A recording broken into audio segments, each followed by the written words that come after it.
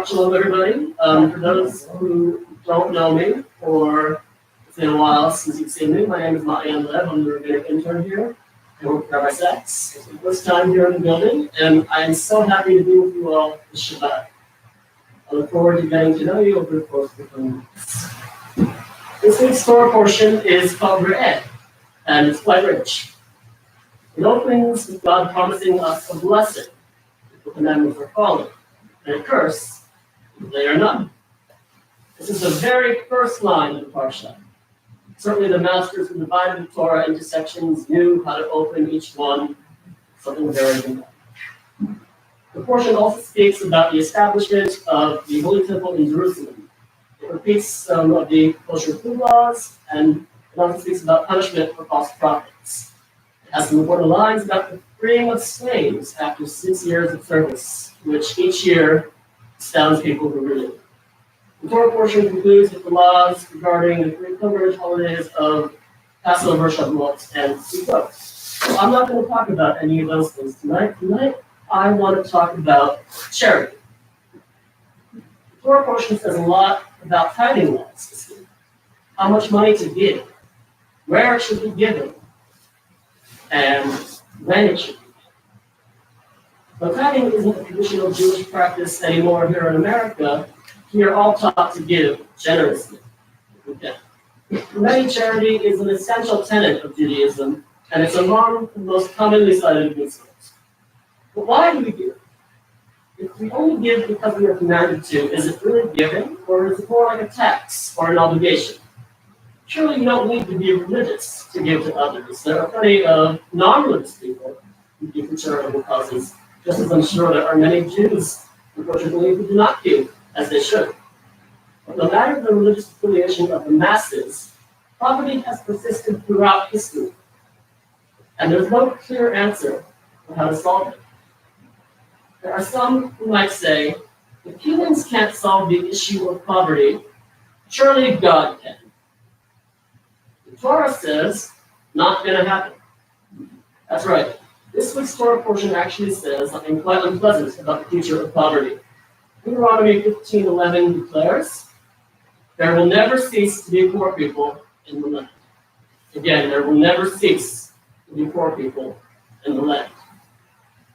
Though that verse seems quite hopeless, it continues on to say, therefore, I command you to surely open your hand to the poor and needy. Why does it say that? If the problem won't go away, doesn't that mean that our money is being wasted on these people? If there will always be poor people, then why give? The easy answer, of course, is because God said so. But for many people, both religious and non-religious alike, this is not a satisfying answer. Another easy answer would be because we know in our hearts that it's the right thing to do. The famous medieval Rabbi Rashi echoes this sentiment. He comments on this verse saying, God asks us to give for our own benefit. There are words in this statement that he leaves out. I'm going to put them back in. God asks us to give for our own benefit, and not for theirs. What is this with full truth? It might not surprise you, but it feels very good to give. It's good for our psyche. It's good for our soul. Martin Luther King once said, the surest way to be happy is to seek happiness for others. MLK was a man of faith, not a social scientist. Science backs up his words quite clearly. In a recent study by Forbes, researchers gave drivers $2 each and told them to use the money to either pay their own parking fee or that of another car. And those who paid for another car's parking were quite happier afterwards than those who paid for their own. Now, clearly there are some variables in this study that have to be accounted for. But nonetheless, the message has been echoed for a very long time throughout history.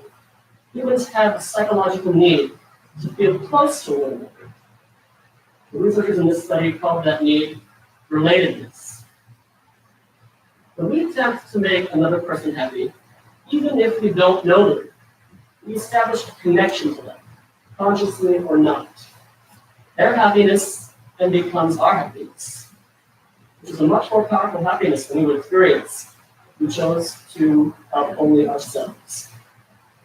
This explains that people who choose to give through their time and labor may feel even more fulfilled than those who choose to give back through only money.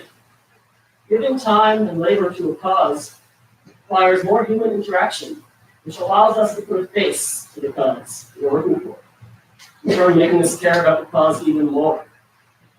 I want to close with something my grandfather taught me. When my grandfather drove me around town as a child, he always gave cash to the needy people on freeway exits. And I really admired him for that. But as a teenager, I said to him, Grandpa, you don't know what these people are going to do with your money. Surely if you gave to an organization instead, they could use that money more efficiently than the person you give to on the side of the freeway. Why don't you donate to an organization instead? He said to me, I do. But I also make sure to donate to these people that I meet face to face. They might not use my money though. I don't know. But it's important for them to see people who care. My grandfather's lesson stayed with me to this day. Giving to the poor is not a pointless cause, despite what the Torah says. It doesn't just help us feel good, it helps them feel good. Despite what society tells us, it is possible to be poor and happy. To this day, I still give money to people at freeway exits. Sure, the needy people can get benefits from organization representatives instead. But I also like to see those in need get money straight from the source, from the giver. Even if I never see that person again, when I give that person money, our eyes meet, but only for a moment. When a bond is created, and that bond says, I care about you, and we're not so different after all. Such sentiment can give people hope and determination to carry on. As the Torah says, we might not eliminate poverty in our lifetime, but it still commands us to give. Giving to the poor might not solve all of their problems, but it can still create moments of joy for them and for us. So we continue to give in whatever way we think is best. We provide hope and love. Hope and love are what keep the world running. And if that's not a worthy cause, I don't know what is.